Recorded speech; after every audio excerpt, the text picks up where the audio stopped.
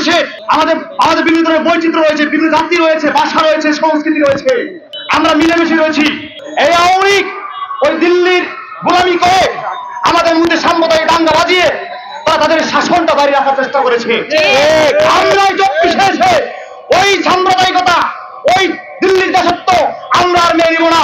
আমরা বাংলাদেশের মাটিতে ওই হিন্দুত্ববাদের যে ইসকন টিসকন যা আছে, ওই হিন্দুত্ববাদী রাজনীতি বাংলাদেশের মাটিতে আমরা হতে দেব না। আমরা বাংলাদেশকে আমাদের সকলের দেশ হিসেবে প্রতিষ্ঠা করতে চাই।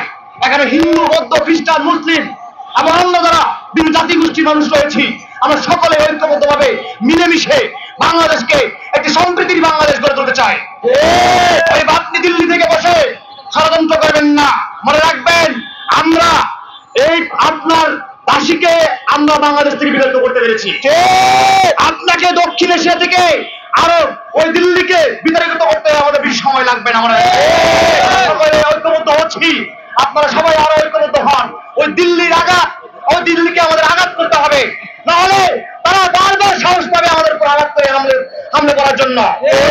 দিল্লির শাসনকে আমরা আজকের সমাবেশ থেকে প্রত্যাখ্যান করছি, দিল্লিকে আমরা বয়কট করছি।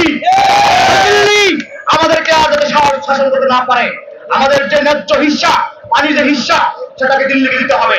অন্যথায় দিল্লিকে আমরা খুবসা করে দিব। সেই আহ্বান জানিয়ে এবং আমাদের আন্দোলন সংগ্রামে আবার সবাইকে ঐক্যবদ্ধ থাকার আহ্বান জানিয়ে আমি আমার বক্তব্য এখানে শেষ করছি। ধন্যবাদ সবাইকে।